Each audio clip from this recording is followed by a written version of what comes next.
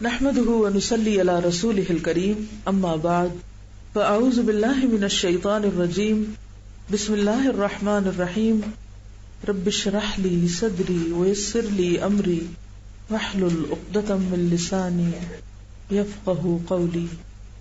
تو کس نے یاد کر لی پہلی 10 آیات؟ اگر کم از کم ایک پورا دن ہر نماز کے اندر دہرائیں تو اس سے پختگی ہوگی. پھر 4 نمازوں میں کر لیں، پھر 3 میں کر لیں، پھر 2 میں کر لیں، پھر 1 میں کر لیں، پھر ایک جاری رکھیں حتیٰ کہ یاد رہیں.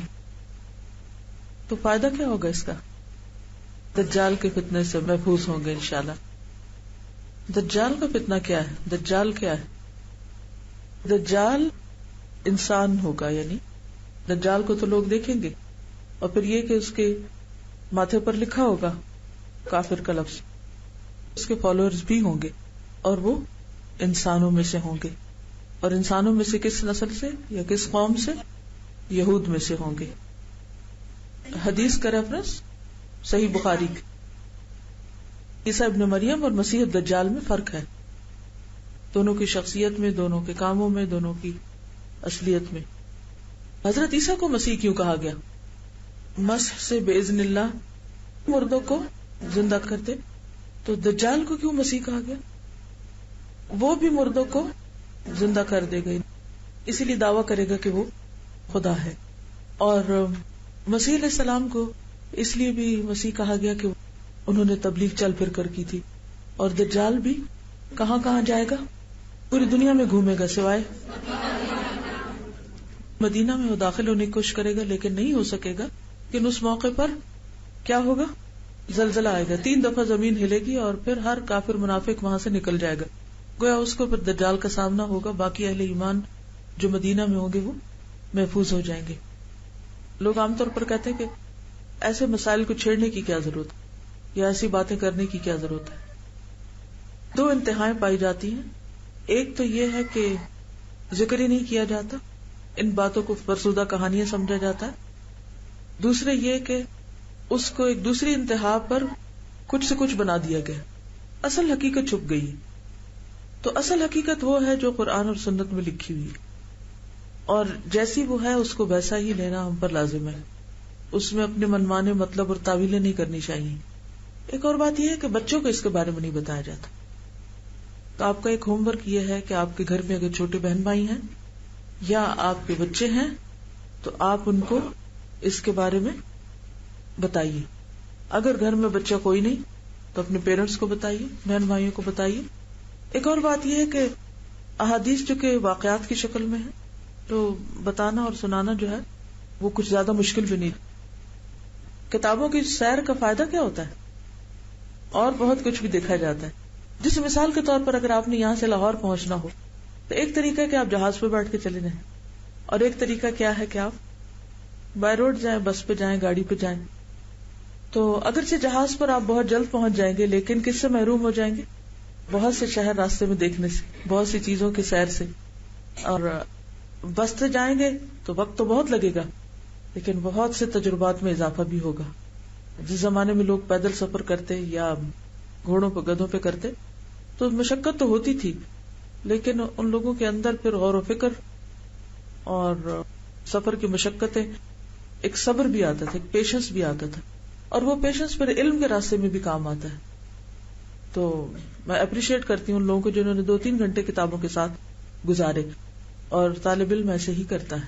ایک شارٹ کٹ یہ ہوتا ہے کہ انسان لسٹ دیکھ کے اس میں سے پڑھ کے، اور ایک یہ ہے کہ آپ اس کو پیجز پلٹ پلٹ کے اور والیوم کے والیوم کھنگالیں.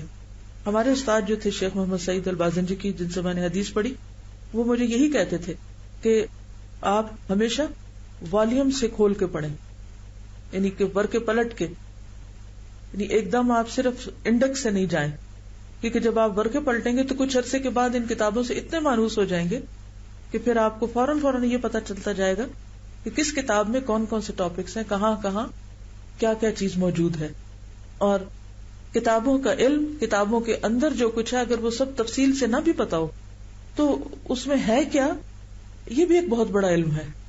یعنی ایک راستہ ہے علم تک جانے کا اور علم میں پختگی کا. ورنہ قیامت کے دن وہ کتابیں ہمارے خلاف حجت بنیں گی کہ انہوں نے خرید کر رکھ لیا تھا اور کھولنے کی زحمت نہیں گوارا کی.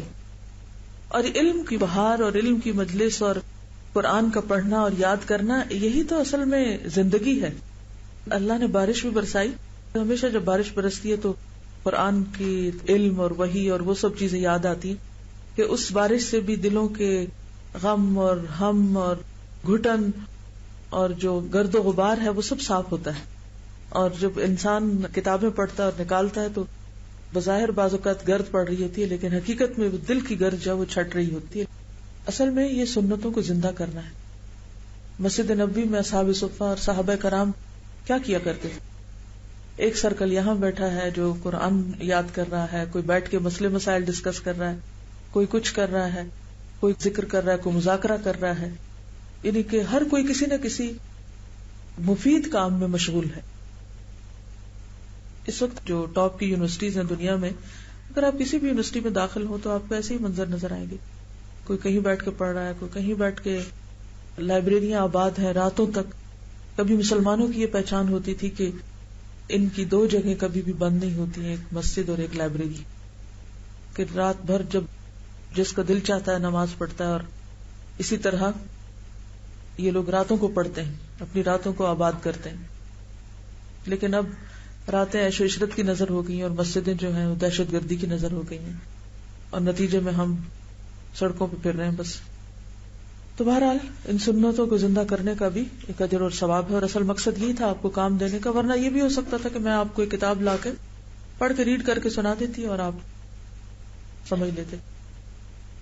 ایک اور چیز، تھوڑی سی بات میں آپ سے یہاں ذکر کرنا چاہتی ہوں. ہماری اردو میں یا پاکستانی کلچر میں یہ رواج ہے کہ بعض اوقات کسی بھی کتاب یا شخصیت کے آگے یا پیچھے بہت کچھ لگایا جاتا ہے. اس سے یہ کہ وہ چیزیں بڑی بھاری ہو جاتی ہیں. جب وہ بھاری ہوتی ہیں تو لوگ گھبراتے ہیں ان سے.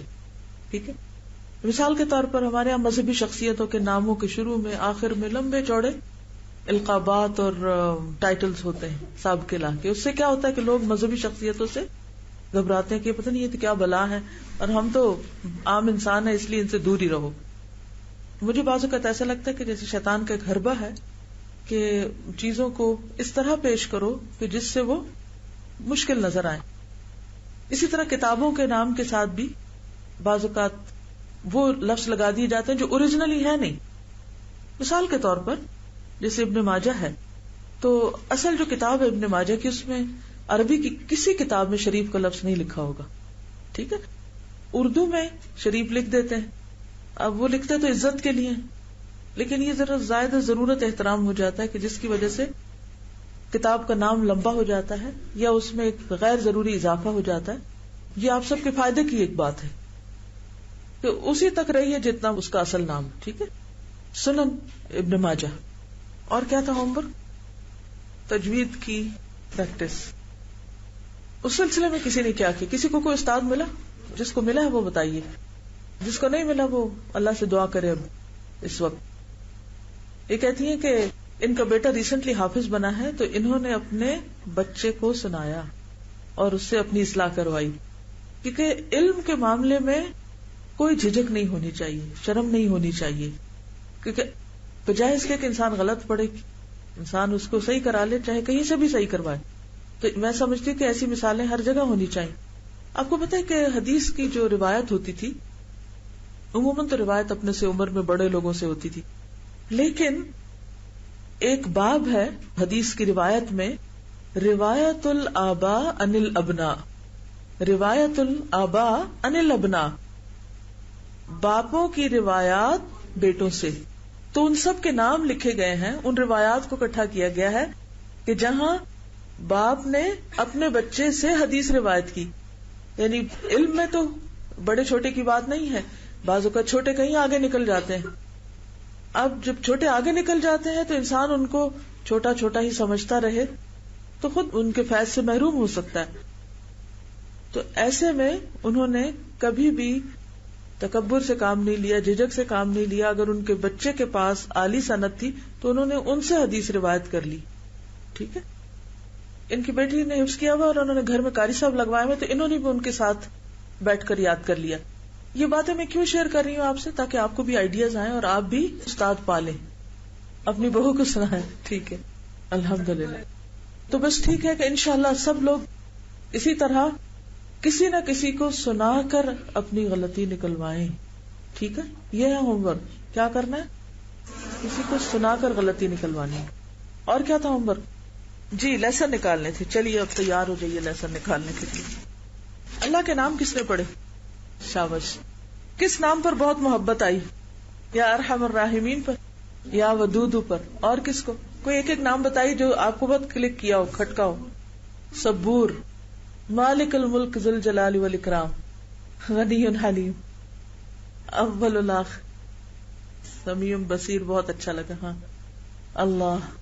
ٹھیک ہے، بہت اچھے، گڈ. تو اب سبق نکالتے ہیں. ٹھیک ہے. اچھا، اس کا طریقہ یہ ہوگا کہ جو بھی لیسنز آپ نکالیں گے ان کو آپ الگ جگہ پر لکھیں گے. اوپر لکھیے آیت نمبر اور پھر اس کے اندر 1 2 3 4 5 جو بھی نکلے. ٹھیک. آیت سنتے ہوئے غور کیجئے آپ کے دل پر کیا بات اتری اور آپ کو کیا سمجھ میں آ رہا ہے. اب پہلی آیت میں نزول کتاب پر اللہ کا شکر ادا کریں. کتاب کی نعمت ملنے پر اللہ کے شکر گزار بنے. یا آپ یوں کہہ سکتے ہیں کہ ہر پیچیدگی سے پاک کتاب کے ملنے پر اللہ کا شکر ادا کریں. اگر پوری آیت کو آپ دیکھیں تو الحمدللہ، اللہ کا شکر کس بات پر؟ انزل علی عبدہ الکتاب، کیسی ہے کتاب؟ ولم یجعل لہ عوجا، اور کیسی ہے کتاب؟ قیما. چلیے میں آپ سے سوال کرتی ہوں چھوٹے چھوٹے، جس سے مجھے یہ پتا چل جائے کہ آپ کو آیتیں سمجھ آئی ہیں یا نہیں. قیم کا کیا معنی ہے؟ درست کرنے والی. کس کو؟ ذرا سوچئے، غور کیجئے. کتاب درست کرنے والی ہے قیم. اب مثال کے طور پر عوج کا جب لفظ آیا نا تو آپ دیکھیں کہ ایک ٹیڑھی میڑھی سی تار ہے، کوئی پیپر کلپ ہوتا ہے، جو پیپر کلپ ہوتا ہے نا، تو کئی لوگ کیا کرتے ہیں، بیٹھے ہوئے پیپر کلپ کو کھول کر اس کی اسٹریٹ تار بنا دیتے ہیں. تو یہ قیم کون ہے؟ تار ہے یا کرنے والا، کلپ سیدھا کرنے والا؟ اسی طرح ٹیڑھا پن کہاں ہے؟ ہمارے اندر ہے، ہمارے عقائد میں، اخلاق میں، عبادات میں. تو یہ کتاب کیا کرنے والی ہے؟ درست کرنے والی ہے. ہمارے اندر کے جو عوج ہیں یا سوچوں میں جو ہیں کنفیوژن، ان سب کو کیا کر رہی ہے؟ درست کرتی، اسٹریٹ، سیدھا. لینذر بأسا شدیدا، کیا مطلب ہے اس کا؟ بأسا شدیدا سے کیا مراد ہے؟ سخت عذاب. صرف دنیا کا یا صرف آخرت کا؟ دونوں. من لدنہ سے کیا مراد ہے؟ اللہ کی طرف سے.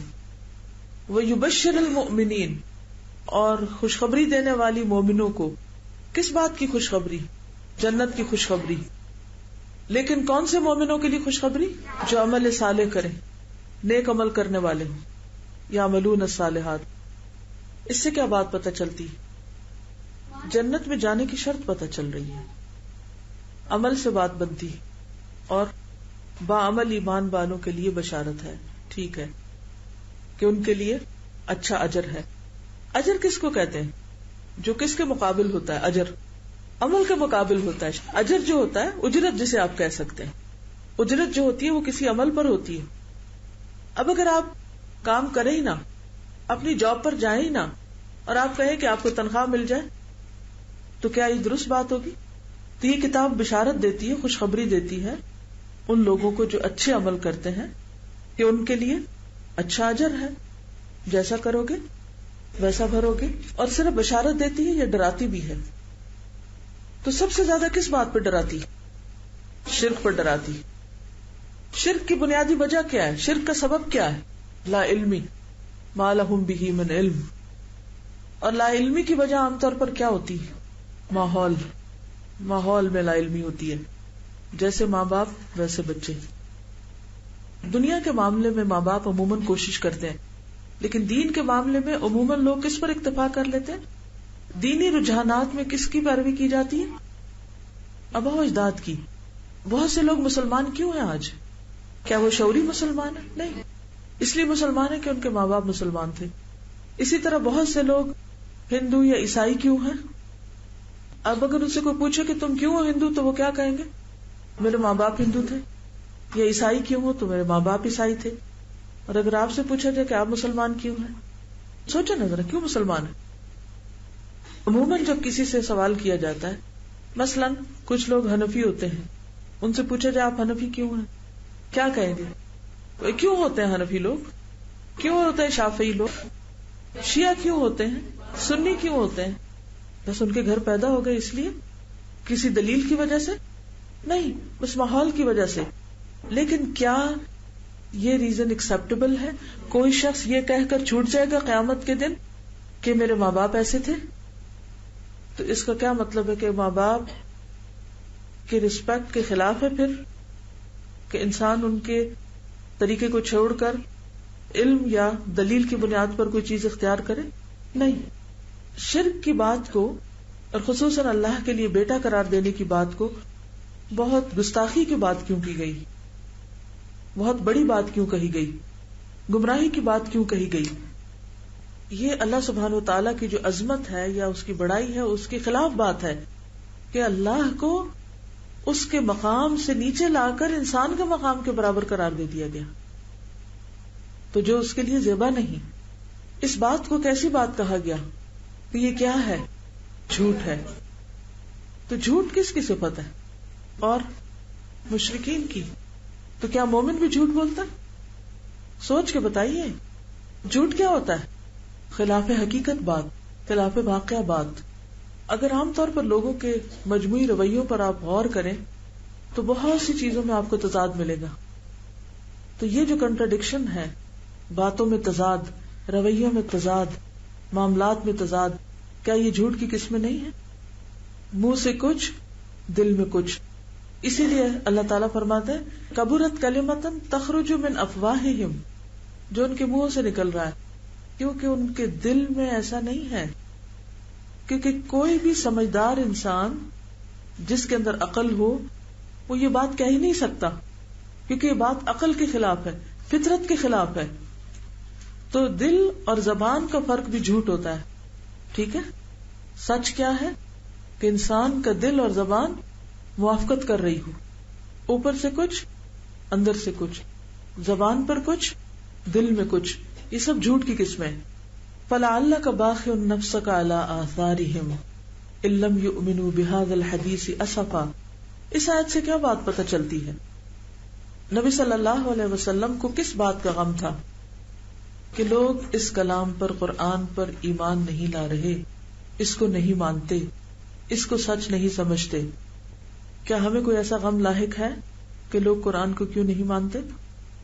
ذرا سا سوچئے.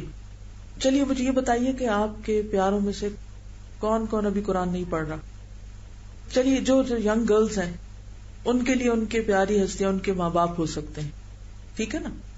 بعض اوقات ینگسٹرز بڑے اوفینڈ بھی ہوتے ہیں ماں باپ سے، لیکن بہرحال اللہ نے ایک محبت دل میں رکھی بھی ہوتی ہے ان کے لیے. آپ میں سے کتنے لوگ اس بات پر واقعی فکر مند ہوتے ہیں، پریشان ہوتے ہیں کہ ان کے والدین قرآن سے دور ہیں؟ چند ایک کو فکر ہے الحمدللہ. واقعی کتنا غم ہے؟ غم کا لیول بتائیے. چلیے اگر آپ غم کو 10 نمبر دیں تو 10 میں سے کون سا لیول ہے؟ 1 2 3 4 5 6 7 8 9 10. کہاں پر ہیں آپ؟ پروفیٹ صلی اللہ علیہ وسلم کا تو اسکور 10 تھا، کیونکہ وہ 10 کا جو درجہ ہے نا اس میں یہ کہ لگتا ہے کہ آپ اپنے آپ کو ہلاک کر ڈالیں گے. یعنی کہ غم کی شدت اور یہ رنج کی جو ہے نا، حزن شدید کو کہتے ہیں نا، یعنی شدید قسم کا غم، مبالغہ فی الحزن. اس کے آثار کیا ہوتے ہیں؟ کس طرح پتہ چلتا ہے کہ کوئی شخص شدید رنج میں ہے؟ پڑھنے میں تو چلے تلاوت تجوید کی بھی تکلیف ہوتی ہے کہ اگر نہیں آئی، لیکن اس کے علاوہ اس بات کو تھوڑا سا سمجھنے کی مزید گہرائی میں کوشش کیجئے. تھوڑا امیجن کیجئے اپنے آس پاس کسی ایسے شخص کو کہ جس سے آپ کو محبت ہے لیکن وہ قرآن نہیں پڑھتا، قرآن کو پوری طرح مانتا بھی نہیں، پوری طرح یقین بھی نہیں، قرآن سے دلچسپی بھی نہیں. تو اس کے بارے میں آپ کے دل میں کتنی فکر ہے، کتنا غم ہے، کتنی تکلیف ہے، کیا درد آتا ہے؟ کیا لوگوں کا اتنا درد ہے آپ کے اندر؟ اپنے آپ کو ٹیسٹ کیجئے جب آپ دیکھتے ہیں کہ وہ قرآن نہیں پڑھ رہے. یا قرآن کے ساتھ ان کی محبت نہیں، اس کو ایکسپلین کیجئے، آپ کو کیسا محسوس ہوتا ہے؟ اب وہ جو اس وقت تکلیف ہوتی ہے، وہ تکلیف کس وجہ سے ہوتی ہے؟ کہ اس نے آپ کی بات نہیں سنی یا اس نے قرآن میں دلچسپی ظاہر نہیں کی؟ اس دو چیزوں میں فرق ہے کہ کوئی شخص قرآن میں دلچسپی نہیں لے رہا یا کوئی شخص آپ کی بات میں دلچسپی نہیں لے رہا. یہ دو درجے ہیں. یہاں بھی اپنے آپ کو پہچاننا ہوگا. ان کے لیے کرتی ہیں آپ، دعا کرتی ہیں. غمزدہ انسان کی یا غمگین انسان کی کچھ علامات ہم نے ڈسکس کی تھی کہ عام طور پر جب کوئی غمگین ہوتا ہے تو اس کے اندر ایک درد کی کیفیت ہوتی ہے. تو وہ کیفیت انسان کے اندر کس طرح آتی ہے؟ مثلاً اپنے آپ سے سوال کیجئے کہ جب آپ اپنے ان پیاروں کے بارے میں، اب ماؤں کی باری ہے، مائیں اس سے زیادہ درد رکھتی ہوں گی جتنی بچیاں اپنے ماں باپ کے لیے، کیونکہ ماؤں کو زیادہ بچوں کی فکر ہوتی ہے، کیونکہ ان کی ذمہ داری بھی بہرحال ہوتی ہے. جب آپ کے اندر یہ تکلیف آتی ہے تو کیا کیفیت ہوتی ہے آپ کی؟ پھر کیا کرتے ہیں آپ اس کے بعد؟ اضطراب ہوتا ہے، اور کیا ہوتا ہے؟ اس کا ذکر بار بار کرتا رہتا ہے، اور ان کے لیے نفل پڑھ کے دعا کرتی ہیں. گڈ. اچھا آپ یہ دیکھیے کہ جب انسان کسی چیز پر دکھی ہوتا ہے، افسوس کرتا ہے، تو اس کا اصل طریقہ کیا ہے کہ انسان کے اندر کچھ کرنے کی تڑپ آنی چاہیے. مثلاً یہ تو خیر رشتہ داروں کی بات تھی. عوام الناس کے بارے میں کیا خیال ہے؟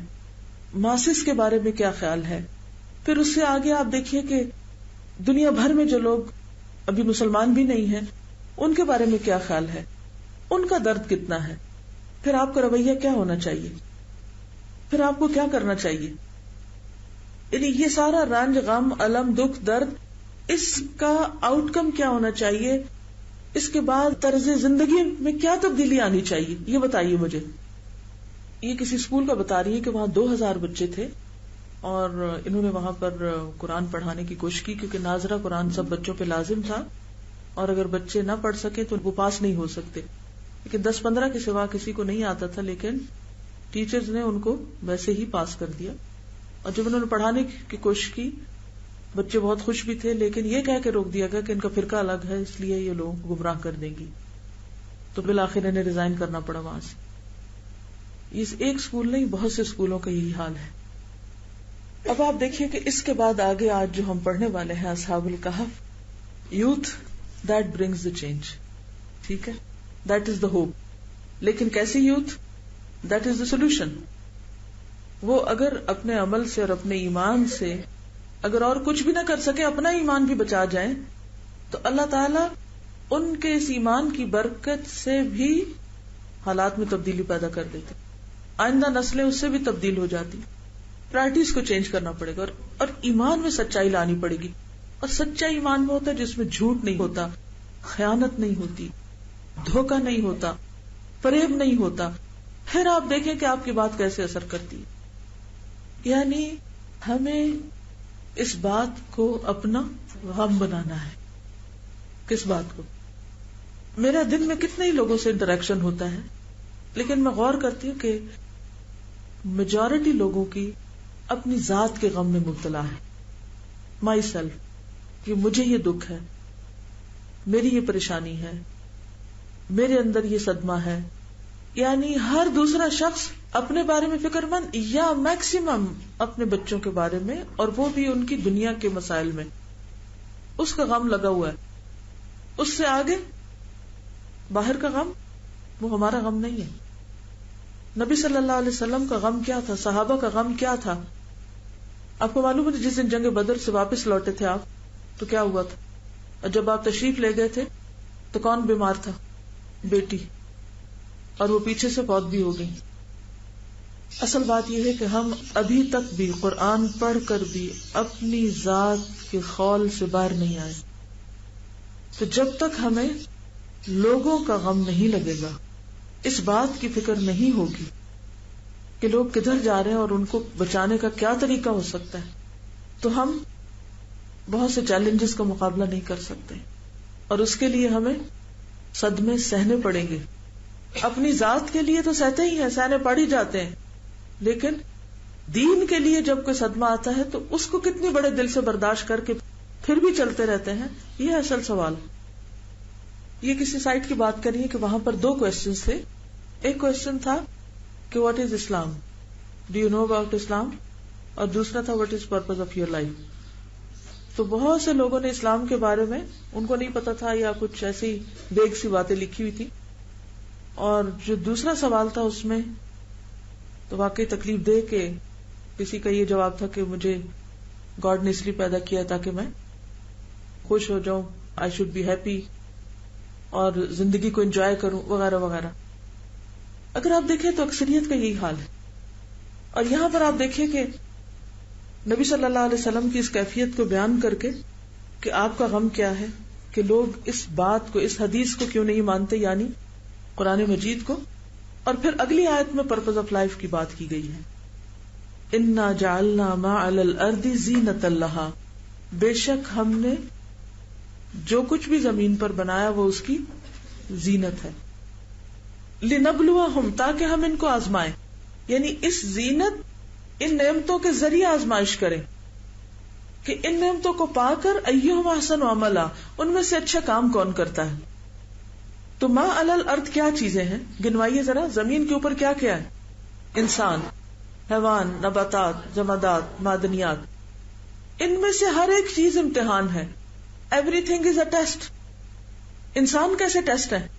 انسانوں میں کون کون آتا ہے؟ کون کون آتا ہے انسانوں میں؟ والدین آتے ہیں, کیا وہ امتحان ہے؟ اور کون ہے؟ بچے, کیا وہ امتحان ہے؟ اور اوکے, پھر اسی طرح سسرالی رشتہ دار, امتحان ہے چھوٹا یا بڑا؟ کتنا بڑا امتحان ہے وہ, کتنا بڑا غم ہے, ہر ایک کو لگا ہوا ہے. سب سے بڑا مسئلہ ہی وہ ہے زندگی کا. اس کی وجہ یہ ہے کہ اصل مسئلے کی پہچان ہی نہیں ہوئی. یہ دنیا کے مسئلے اس لیے مسئلے ہیں کہ آخرت مسئلہ نہیں بنی, آخرت اصل غم نہیں بنا, اس لیے دنیا غم ہے. اوکے, حیوان ٹیسٹ ہے ہمارا, مثلا کیسے, کون سا, کیا؟ جی ہاں, گاؤں وغیرہ میں بھینسیں, بکریاں, مال, ڈنگر جو ہیں, یہ ان کے لیے بہت بڑا امتحان ہے. اوکے, نباتات امتحان ہے, مثلا کیسے؟ زمین ہے, اور اس کے علاوہ باغ, گھروں میں جو گارڈن لگائے ہوئے ہے امتحان. صبح کا وقت, سہانا وقت گارڈننگ کر کے گزارو. آج کل تو ایسی بہار کا موسم ہے, پھول لگاؤ, خوبصورت بناؤ, انجوائے کرو, سن کو انجوائے کرو, ایئر کو انجوائے کرو, خوش رہو, صحت مند رہو. کچھ اور سیکھنے پڑھنے کی کیا ضرورت ہے؟ اپنا آرام قربان کر کے, اپنے گھروں کی عیش و عشرت قربان کر کے آپ نکلو, گندے گلی گوچوں میں جا کے لوگوں کو ہدایت کے درس دو. جمادات, معدنیات, ہیرے جواہرات, سونا چاندی ہے امتحان.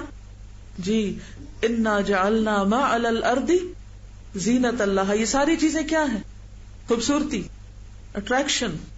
کیوں بنائی اللہ نے؟ لنبلوہم, کہ ان کا امتحان لے. ان ساری چیزوں کے ذریعے انسان کا ٹیسٹ ہوتا ہے, انسان کا امتحان ہوتا ہے. اچھا, امتحان ہوتا ہے. امتحان کیوں ہوتا ہے؟ امتحان کیوں لیا جاتا ہے؟ میرا سوال کہ سنیے غور سے, جواب دیجئے. امتحان کیوں لیا جاتا ہے؟ آگے جواب لکھا ہوا ہے, ایہم احسن عملا, یہ دیکھنے کے لیے کہ اچھے کام کون کرتا ہے. پہلی بات, گویا انسان کے لیے ایک موقع ہے ان ساری زینتوں اور رونقوں میں رہتے ہوئے, مشکلات سے گزرتے ہوئے, کیونکہ جب انسان ان کو چھوڑتا ہے تو مشکل آتی ہے, جب انسان ان کے اندر ہوتا ہے تو مشکل ہوتی ہے, دونوں طرح مشکل ہوتی ہے. اور پھر جب انسان ان چیزوں کو چھوڑ کر اللہ کے راستے میں نکلتا ہے تو طرح طرح کے ٹیسٹ آ جاتے ہیں. نبی صلی اللہ علیہ وسلم, صحابہ کرام, ان سب کے ٹیسٹ زیادہ تھے یا ہمارے زیادہ ہیں؟ ان کے زیادہ تھے. کیا وہ بہت زیادہ دنیا کے اندر تھے؟ they were into دنیا کے, ان کے ٹیسٹ زیادہ تھے. کیوں ان کے امتحان زیادہ تھے؟ سب سے زیادہ امتحان بڑا کس کا ہوتا ہے؟ انبیاء کا ہوتا ہے. جو زیادہ اللہ کے محبوب ہوتے ہیں ان کا ہوتا ہے. پھر امتحان میں یا کوئی پاس ہوتا ہے یا کوئی فیل ہوتا ہے. جب بھی کوئی سچویشن ان یوزول ہو جائے, جب بھی کوئی چیز بگڑنے لگے, جب بھی کوئی چیز مرضی کے خلاف ہونے لگے, جب بھی آپ اپنی کوششوں میں کامیاب نہ ہوں تو کیا سمجھے کہ کیا ہے دراصل؟ کیونکہ ما علی الارض سب امتحان ہے. زمین کے اوپر جو بھی ہیں. اچھا، اس میں بعض مفسرین نے یہ بھی کہا ہے کہ اس میں نیک لوگ بھی امتحان ہیں اور برے لوگ بھی امتحان ہیں. اچھا، نیک لوگ کیسے امتحان ہے آپ کا؟ مثلا ایک عبادت گزار شخص ہے، کیسے امتحان ہے وہ آپ کے لیے؟ جو لوگ واقعی دین پر ہوتے ہیں. ہم دلوں کا حال ہم نہیں جانتے کہ وہ اندر سے کیا ہے، لیکن ایک عبادت گزار شخص آپ کو نظر آتا ہے. کیا عبادت گزار ما علی الارض نہیں؟ ما علی الارض کا کیا مطلب ہے؟ زمین کے اوپر. کیا عبادت گزار لوگ زمین کے اوپر نہیں ہیں؟ اس میں ٹیسٹ کیا ہے ہمارا؟ وہ ہمارے لیے امتحان کیسے ہیں؟ اصل میں اگر میں نے صرف تفسیر کرنی ہوتی نا تو آپ کیسٹ بھی سن سکتے تھے. میرے اس کلاس کے لینے کا اصل مقصد یہ کہ میں آپ کو سوچنا سکھاؤں، یعنی آیتوں کے اوپر غور کرنا سکھاؤں، اور اس کے لیے آپ کا ساتھ ضروری ہے. انا جعلنا ما علی الارض. اب اساست عربی میں ترجمہ کو دیکھیے. بے شک بنایا ہم نے جو کچھ بھی زمین پر ہے، زینت اللہ، اس کی زینت، اس کی خوبصورتی. زمین پر کیا کیا ہے؟ انسان ہے. انسانوں میں اچھے بھی ہیں، برے بھی ہیں. برے لوگوں کو تو فوراً کہتے ہیں کہ یہ ہمارے لیے کیا ہے؟ امتحان. اگر ایک بچہ نافرمان ہو تو ہم کیا کہتے ہیں؟ یہ ہمارا امتحان ہے، آزمائش ہے ہمارے لیے. فلاں آزمائش ہے، فلاں آزمائش ہے، فلاں. برے لوگوں کو تو ہر کوئی آزمائش کہتا ہے. لیکن عبادت گزار بھی آزمائش ہے، دین والے بھی آزمائش ہیں. چلیے اب میں کچھ بولتی ہوں، اس کے بعد اگر جو میں نے نہ بولا وہ آپ بتائیے. دیکھیے کہ عبادت گزار اس طرح ہمارے لیے امتحان ہے کہ وہ ہمارے لیے ایک حجت بن جاتے ہیں نا. قیامت کے دن اگر ہم اللہ کی عبادت نہیں کر رہے تو کیا ہوگا؟ ہم کیا کہیں گے؟ یا اللہ وقت نہیں تھا، یہ مجبوری تھی، یہ مسئلہ تھا. تو اللہ تعالیٰ کیا کہے گے کہ یہ لوگ زمین پر رہتے ہوئے اگر عبادت کر سکتے تھے تو تم کیوں نہیں کر سکتے تھے؟ ایک تو امتحان کا یہ پہلو. دوسرا یہ کہ بسا اوقات جو عبادت گزار لوگ ہوتے ہیں ان سے اگر کوئی غلطی ہوتی ہے تو ہم کیا کرتے ہیں؟ ہم جتنی کر رہے ہوتے ہیں نا وہ بھی چھوڑ دیتے ہیں. کیا کہہ کے؟ دیکھے ہیں بہت سے نمازی، ہے نا، وہ بھی امتحان ہمارے لیے. ان کی نمازیں ہمارے لیے امتحان بن جاتی ہیں، یا ان کا دین ہمارے لیے امتحان بن جاتا ہے. اچھا، علماء بھی امتحان ہے، اہل علم بھی امتحان ہے ہمارا. وہ کیسے؟ اور علماء بھی زمین کی زینت ہے، پڑھے لکھے لوگ بھی زمین پر کیا ہے؟ زینت ہے کہ نہیں؟ وہ کیسے امتحان ہے؟ ہم ان سے استفادہ کیوں نہیں کرتے؟ سکھانے والے تو موجود ہیں، بتانے والے موجود ہیں، جاننے والے موجود ہیں. فاسألوا اہل الذکر ان کنتم لا تعلمون. کل قیامت کے دن کیا ہم یہ کہہ سکیں گے یا اللہ اس لیے نہیں قرآن پڑھا تھا، کوئی پڑھانے والا ہی نہیں ملتا تھا؟ آج کے دور میں یہاں بیٹھ کے لوگ انٹرنیٹ سے امریکہ، برطانیہ، ہر جگہ کیا کر رہے ہیں؟ پوری پوری کمپنیاں بنی ہوئی ہیں کہ جو ریکروٹ کر کے وہاں لوگوں کو پڑھا رہی ہیں. جی وہ بھی امتحان ہے. اوکے،